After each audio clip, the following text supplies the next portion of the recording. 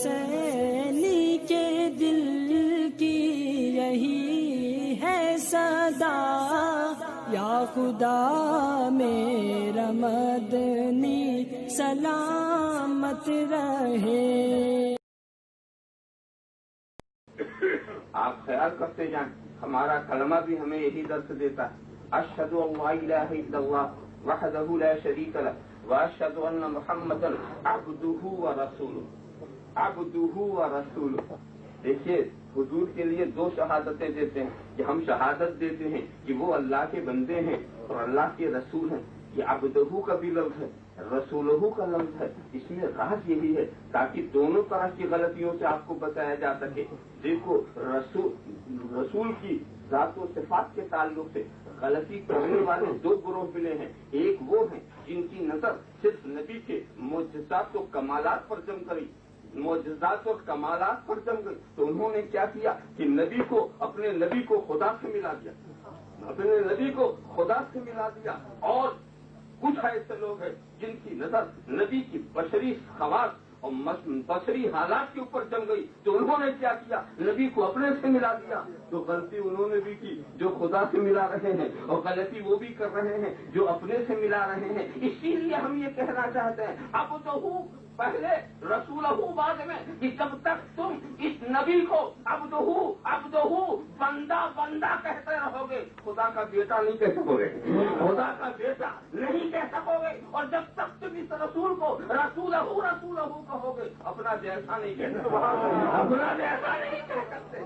دونوں باتیں ہیں، بندہ کہو بیٹا نہ کہہ سکو، اور رسول کہو کہ اپنا جیسا نہ کہہ سکو۔ سمجھ لو اچھی طرح سے کہ بھیجی ہوئی کی تم وہ ہو جدھر بھیجا گیا ہے، اور رسول وہ ہے جنہیں بھیجا گیا ہے۔ تم وہ ہو جدھر بھیجا گیا ہے، رسول وہ ہیں۔ اس ترتیب میں تو عجیب علمی باتیں ہیں، پہلے بندہ پھر رسول۔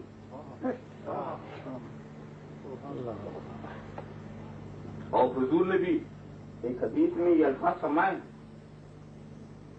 ان اللہ اتخذنی عبدا قبل ان یتخذنی نبیا۔ اللہ نے مجھے نبی بنانے سے پہلے بندہ بنایا، نبی بنانے سے پہلے بندہ بنایا۔ اچھا ادھر پھر کیا، کنت نبی وآدم بین الماء والطین، میں اس وقت نبی تھا کہ حضرت آدم آب و گل کی منزلیں میں آب و گل کی منزلیں طے کر رہے۔ تو معلوم یہ ہوا کہ بشر بنانے سے پہلے نبی بنائے۔ ابھی ابو البشر کا وجود ہی نہیں ہوا، وہ نبی، ان تو نبیوں میں اسی وقت نبی۔ متا وجبت لک النبوہ، آپ پر نبوت کب لازم آ گئی؟ آدم بین الروح والجسد، اس سے آدم پیدا ہی نہیں ہوئی، تو بشریت کی ابتدا حضرت آدم سے۔ تو معلوم ہوا کہ بشریت سے پہلے نبی، اور اس کے بعد 40 سال کے بعد جس چیز کا ظہور ہوا وہ کیا ہے؟ رسالت۔ حضرت آدم سے پہلے جو چیز ملی وہ کیا ہے؟ نبوت۔ اور 40 سال کے بعد جس چیز کا ظہور ہوا وہ ہوا رسالت۔ تو ایک طرف ہے نبوت اور دوسری طرف ہے رسالت، اور اسی نبوت و رسالت کے درمیان سارے انبیاء و مرسلین فرائض نیابت ادا کر رہے ہیں۔ سارے انبیاء و مرسلین جو ہیں فرائض نیابت ادا کر رہے ہیں۔ تو پہلے جو ہے نبوت، سب کے آخر میں رسالت، اور نبوت و رسالت کے بیچ میں بشریت، اور نبوت سے پہلے ابدیت۔ ترتیب لگاتے چلے جاؤ، پہلے آپ، پھر نبی، پھر بشر، پھر رسول۔ پہلے آپ، پھر نبی، پھر بشر، پھر رسول۔ کیا مطلب؟ یہ سب صفات ہیں، یہ سب صفات ہیں، اور صفات کا تعلق کسی ذات سے ہوتا۔ نعرہ تکبیر، نعرہ رسالت، سید نورانی بابا۔ اللهم صل على سيدنا مولانا محمد وعلى سيدنا محمد كما تحب وترضى عليه صلى الله عليه وسلم وعلى صلوات والسلام عليك يا رسول الله.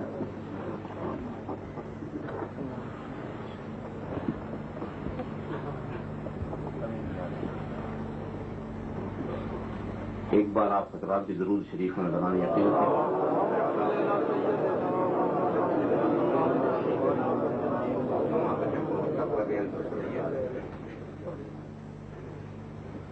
تو بات بھی چل رہی پہلے آپ پھر نبی پھر بشر پھر رسول. اب اگر جس ذات میں یہ چار صفتیں ہیں نا ان سے اگر صفت رسالت لے لیجیے تو تین چیز بچتی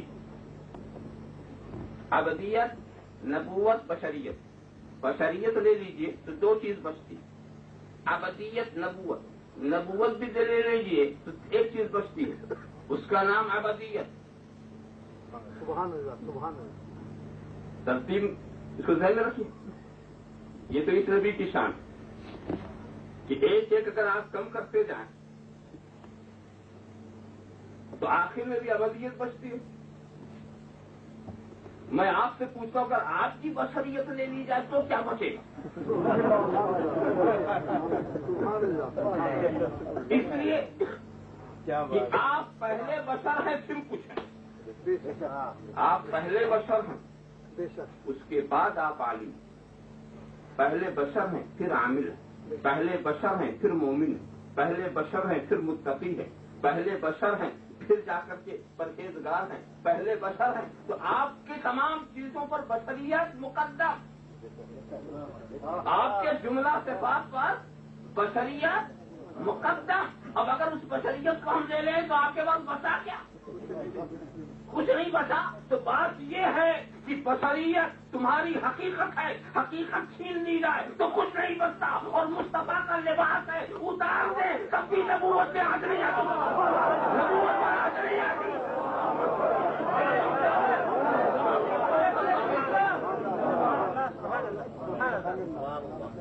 بات بھی ہے. اسی لیے امام واسطی نے تفسیر روح البیان اٹھا کر دیکھو جد اللہ فوق ایدیہم کی تفسیر میں واضح لفظوں میں کہہ دیا ان البشریت فی نبیہ عالیۃ و اضافیۃ لا حقیقیۃ. نبی کے اندر جو بشریت ہے وہ اضافی ہے اعتباری ہے حقیقی نہیں ہے.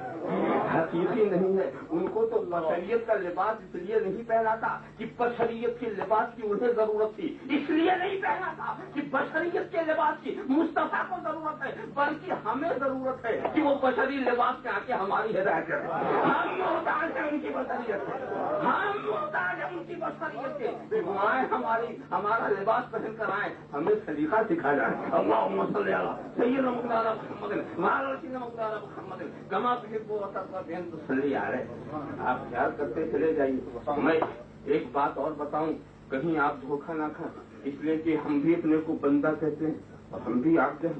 عبد اللہ کا بندے اور رسول نے بھی اپنے کو عبد کہا. تو کہیں لفظوں کے اشتراک سے آپ یہ نہ سمجھ لیں کہ دونوں کی ابدیت کی حقیقت ایک ہے. دونوں کی ابدیت کی حقیقت ایک ہے. بھائی عبد رسول بھی اب ہم بھی اب تو کیا دونوں کی ابدیت ایک جیسی؟ اگر اسی طرح سے آپ سوچنے لگیں گے تو خدا بھی موجود تو بھی موجود تو کیا دونوں کا وجود ایک طرح کا؟ کیا دونوں کا وجود ایک طرح کا؟ ذرا سا سمجھ کر کے بات کرنی چاہیے اور سوچ کر کے کہ مقام ادب ہے. یہ مقام عجیب نازک مقام ہے. میں آپ کو بتاؤں رسول کی ابدیت کے تعلق سے جو عارفین کا کلام میں بتاتا ہوں. الحقیقت المحمدیہ کے اندر شیخ وجیہ الدین علوی گجراتی نے تمام صوفیہ اور اولیاء کی باتوں کی ترجمانی کی. العبودیت افضل من الرسالہ. العبودیت افضل من النبوہ.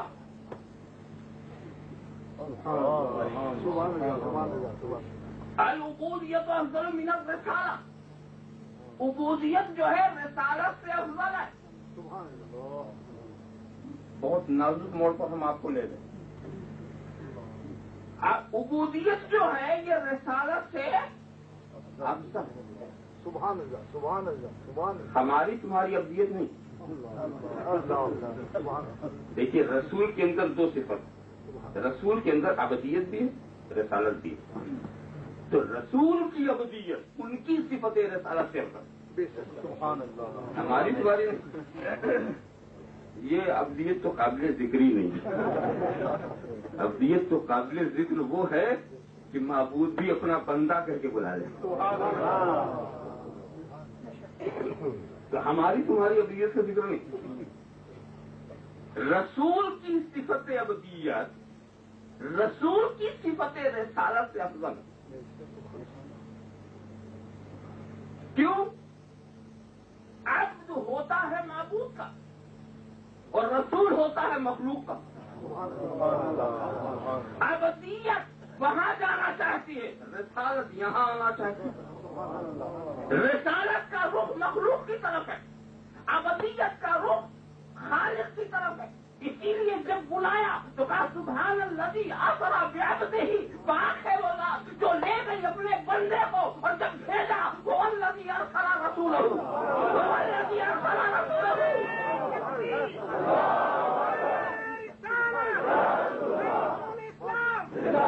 تو بلاتا ہے تو عبد کہہ کے بلاتا ہے اور بھیجتا ہے تو رسول کہہ کے بھیجتا ہے. رسول کہہ کے بھیجتا ہے تو ابدیت کا رخ معبود کی طرف ہے اور رسالت کا رخ مخلوق کی طرف ہے. ابدیت افضل ہے رسالت. ابدیت مثال چاہتی ہے، رسالت جدائی چاہتی ہے. ابدیت قرب چاہتی ہے، رسالت جو ہے جدائی چاہتی ہے. ایک بات اور ہم بتائیں، ابدیت اور رسالت میں فرق. بندہ وہ ہے جو اپنے سارے معاملے کو اپنے مالک کے حوالے کر دے.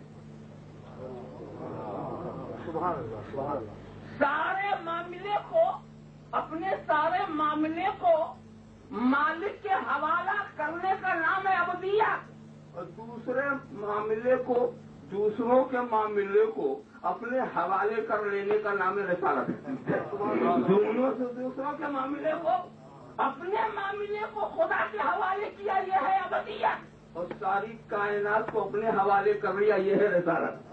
ساری یا رب حبل امتی، یا رب حبل امتی، اپنے کو خدا کے حوالے کیا، امت کو اپنے حوالے کر لیا.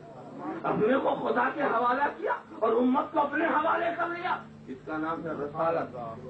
ابدیت جو ہے رسول کی صفت ابدیت رسول کی صفت رسالت سے افضل ہے. سبحان اللہ سبحان اللہ. اب یہاں ایک اور نازک موڑ پر میں آپ کو لے چلوں گا. یہ بتاؤ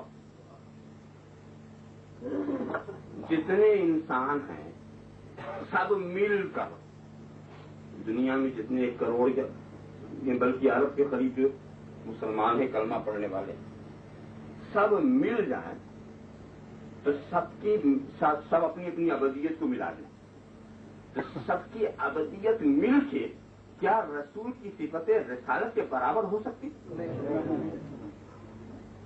مل کے یہ کروڑوں ہیں سب مل جائیں، بلکہ غیر نبی جتنے ہیں سب مل جائیں. اس میں متقین بھی آ جائیں، اس میں پرہیزگار آئیں، اولیاء آئیں، نقبہ آئیں، نوجباں آئیں، سب آ جائیں تو کیا ان سب کی ابدیت نبی کی صفت رسالت کے برابر ہو سکتی ہے؟ لیجیے بڑھا لیجیے، اولین آخرین سارے غیر نبی کو لے لیجیے اور سب کی ابدیت کو ملا دیجیے تو کیا ان سب کی ابدیت مل کے بھی نبی کی صفت رسالت کے برابر ہو سکتی ہے؟ نہیں ہو سکتی. یہ تو آپ کا ایمان ہے. تو جب مل کے نہیں ہو سکتے تو الگ الگ کیا ہوں گے؟ اتنا ہم نے ملا دیا تھا شاید وزن بڑھے. جب مل کے تم صفت رسالت کے برابر نہ ہو سکے تو الگ الگ تمہارا کیا وزن، الگ الگ تمہاری کیا ویلو. ذرا سا سوچو تو بولو. جب تم اس صفت رسالت جیسے نہ ہو سکے تو اس صفت ابدیت کی طرح کیسے ہو جاؤ گے جو اس رسالت سے افضل ہے؟ سوچنے کی بات ہے کہ نہیں؟ پھر ویسے کیسے ہونا ہوگا جو اس سے افضل